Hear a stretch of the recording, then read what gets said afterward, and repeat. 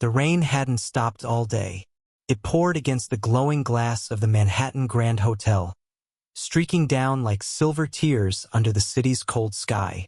Yellow cabs rolled by in waves, their wheels slicing puddles across the sidewalk. She stood there, small, still, and soaked to the bone. A 10-year-old black girl with damp, frizzy hair stuck to her forehead, wearing a faded hoodie 2 sizes too big.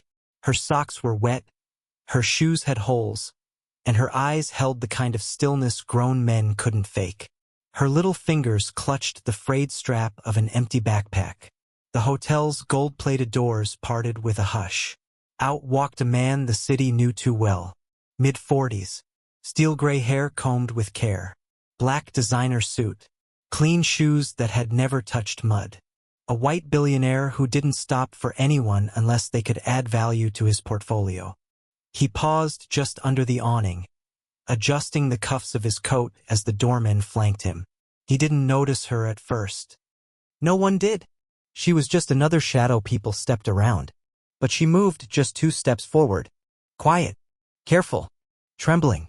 "Excuse me, sir." Her voice was soft, but it didn't shake. It wasn't desperate. It was direct. He looked down, confused, as if someone had spoken a language he hadn't heard in years. "Can I go home with you?" Everything stopped. The valet froze. One guest dropped her phone. Even the rain seemed to hold its breath. He stared at her, unmoving. Her eyes didn't flinch, didn't beg. They just waited. He blinked once, lips parting, but no words came. Behind her, the traffic kept moving. The world didn't stop. But in that one slice of silence, a billionaire and a forgotten child stood face to face. And for the first time in years, he didn't know what to say. "Hi, my name is Malik. If you believe stories like this need to be heard, please hit like and subscribe right now. Your support helps us shine a light on real injustice." The next morning, the billionaire's penthouse stretched out in silence. Floor-to-ceiling windows let in the gray sky over Central Park. But inside, everything was still. No music, no footsteps, just the distant hum of the city far below. His name was Vincent Hale, 46, net worth high enough to own 3 islands he never visited. He lived alone in 9,000 square feet of quiet marble and glass. Everything in its place. Not a cushion out of line. Not a fingerprint on the mirror. It was luxury perfected and entirely lifeless. He stood in front of the espresso machine, unmoving, the steam rising untouched. His eyes were fixed on nothing, just floating in a memory he didn't expect to care about. That girl. Her face. Her voice. He'd heard a million pitches, 1,000 fake sob stories, but something about her. It wasn't the words. It was the way she looked at him, like he wasn't a billionaire, like he was just a man she thought might help. He shook his head, annoyed with himself. Poured the coffee, didn't drink it. Walked to the dining table and looked at the untouched breakfast tray. Eggs perfect. Bacon curled just right. Nobody was eating. Nobody ever did. He reached for his phone, opened the news. Markets. Mergers. Boardroom politics. All the same. But his thumb hovered before he scrolled. He opened the security feed from the hotel. The front entrance. Time-stamped footage. There she was, standing in the rain. Pause. Zoom. He stared at the frame, frowning. Not out of fear or anger. Just confusion. Who was she? Why him? He closed the app. Walked to the window. Watched a small crowd gather at a food truck below. No umbrellas. Just workers, wet and hungry. He turned away. 10 floors down, people were living. Up here, he was waiting. For what? Another deal? Another speech? Another charity event he'd leave early? The intercom buzzed. His assistant's voice, "Board call in 10 minutes, sir." He didn't reply. Instead, he walked to his closet and opened the door. Rows of suits in shades of gray. All lifeless, just like the man who wore them. He picked one at random. Got dressed. No tie. No watch. Downstairs, the doorman straightened up when he saw him. Going somewhere, Mr. Hale? Vincent didn't answer. Just nodded and walked out. He didn't say where he was going because he didn't know. But something pulled him back to that hotel. That sidewalk. Back to the moment he didn't understand and couldn't forget.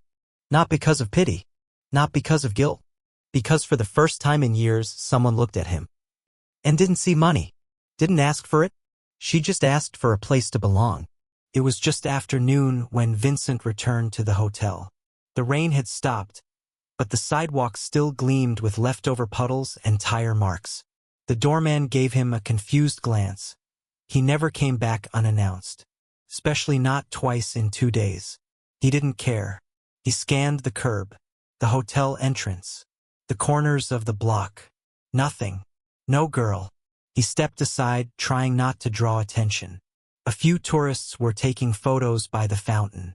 A businessman lit a cigarette, glanced at him, then looked away. He waited. She didn't show. After a while, he walked down the street, slow, unsure what he was even looking for. Maybe she was just a ghost, a figment, a one-time moment that should have slipped away like all the others. But he kept walking, block after block, until he saw her. Across the street, huddled on a plastic bench at a bus stop, backpack in her lap, head tilted, eyes closed. She wasn't sleeping, just holding still. He crossed the road without looking. When he got closer, she opened her eyes. They locked onto his. No smile, no surprise, just that same calm stare that had frozen him yesterday. He crouched down slightly, not too close. Didn't want to scare her. "I brought food," he said. She didn't reach for it. "You didn't eat anything yesterday." Still nothing. Finally, she asked, "Why'd you come back?" He hesitated. "I don't know." She blinked slowly, then nodded like that made sense. "Where do you sleep?" he asked. She shrugged. "Sometimes in the shelter, but they're full. Mostly here." He looked at the bench. It didn't even have an overhead cover. "And your mother?" he asked softly. She didn't answer right away, just looked down at her knees, one sock torn at the heel. "With God," she whispered. "But he's not answering me either." The words hit him harder than he expected. He sat down beside her.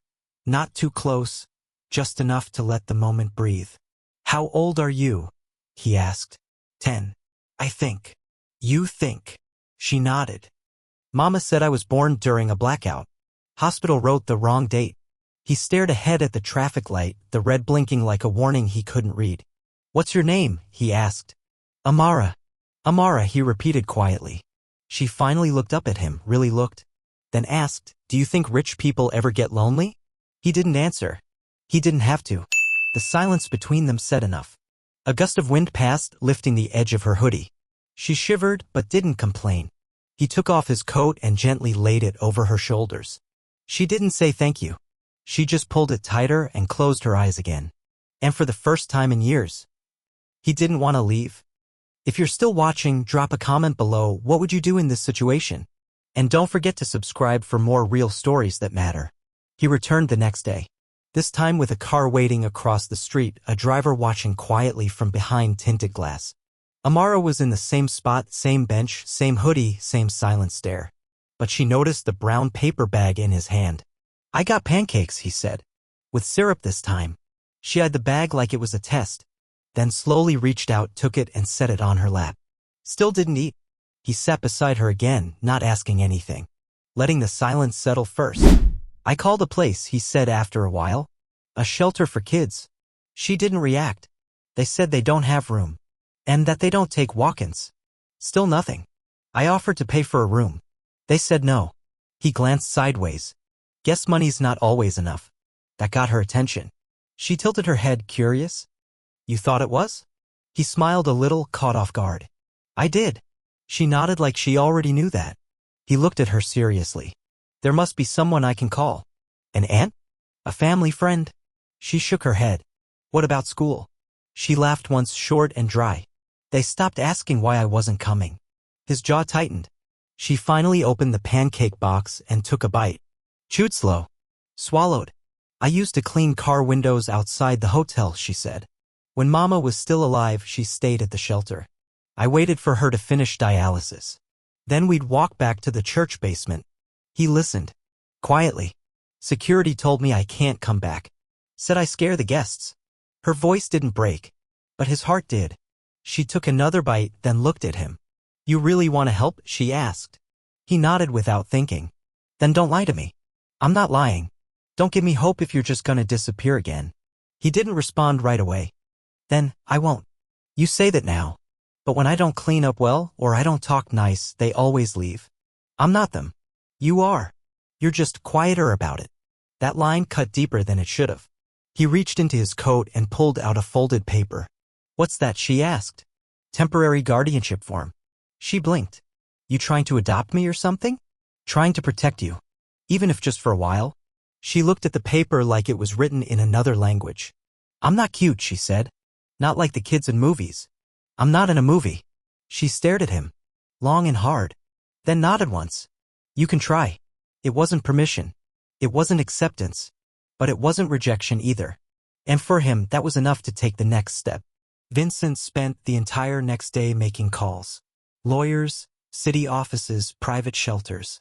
Everyone had questions. Everyone had rules. How old is the child? Does she have a birth certificate?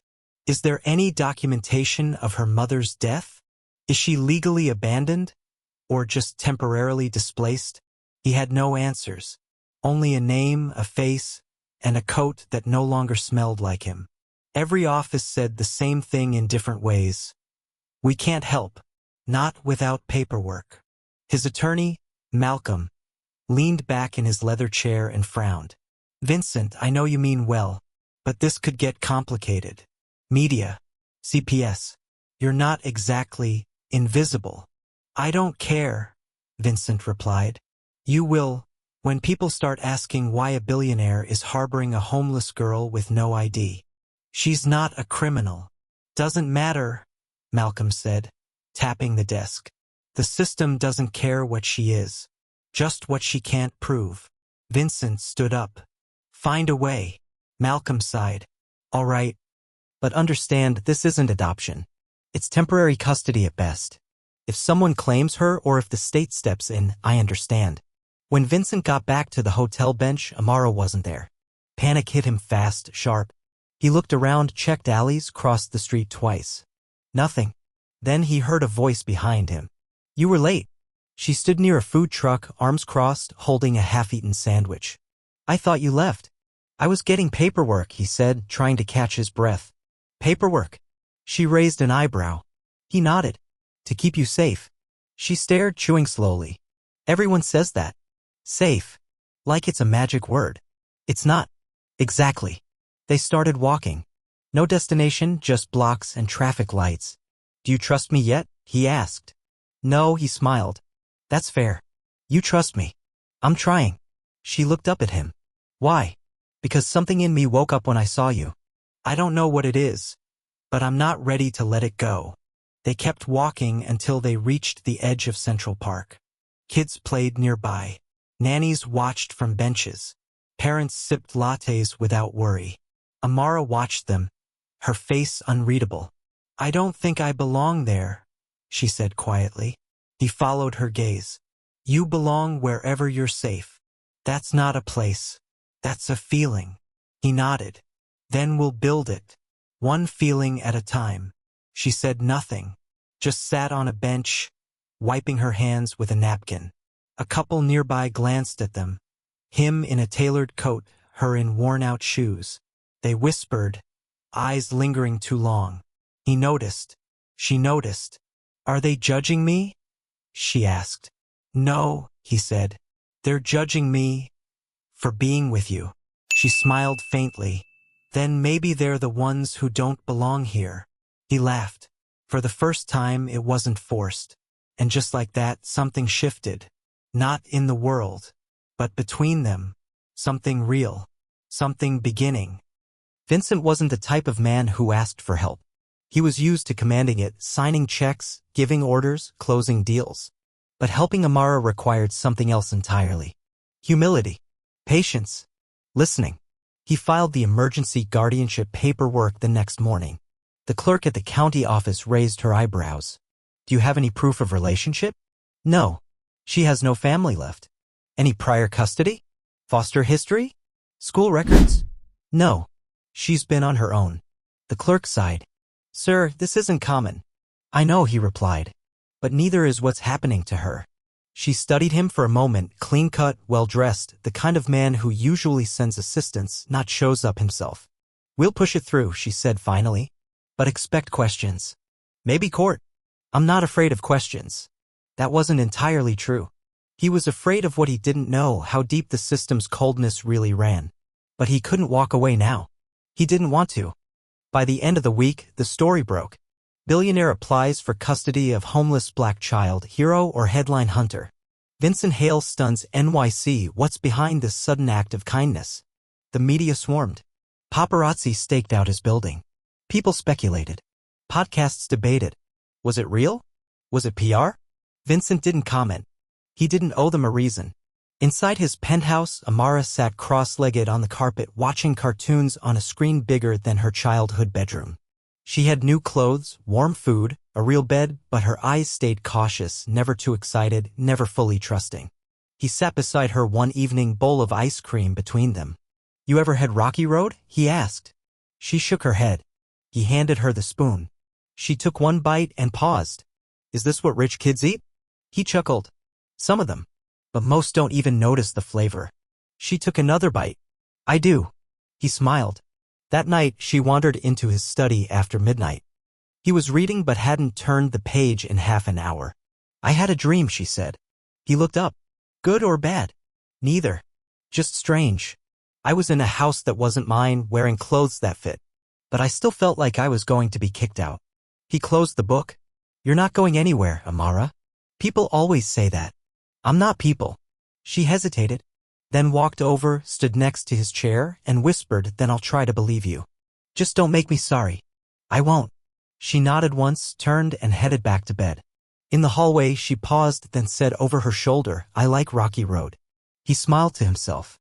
Progress didn't always come loud. Sometimes it came in whispers, in trust earned, not demanded. And in that moment, he felt like he'd done something that mattered. Not for the cameras, not for the public, but for a child who just wanted to sleep without fear. The sky was soft the next morning, blue with streaks of pink as the sun broke through Manhattan's skyline. Vincent stood by the kitchen island, coffee in hand, watching Amara tie the laces on her brand new sneakers. Her uniform was crisp. Light blue shirt, navy skirt, a tiny school badge stitched near the pocket. Her backpack, real not torn, sat upright by the door, zipped and packed. "You ready?" he asked. She nodded, pulling on the straps. "I think so." "You nervous?" She shrugged. "Maybe, but not the scared kind." He smiled. "That's a good kind." They walked out together, the building lobby quieter than usual. Even the staff looked different now. Some smiled, some stared, unsure what to say. Not because of him, but because of her. She walked with her head up now, shoulders square, like she belonged. A black town car waited outside. The driver opened the door. She paused. "Can we walk today instead?" He blinked. "You sure?" She nodded. "I want to see the world before I sit behind glass again." He laughed. "All right, let's walk." As they made their way down the street, people looked, some curious, some confused. A few whispered. An old woman smiled warmly.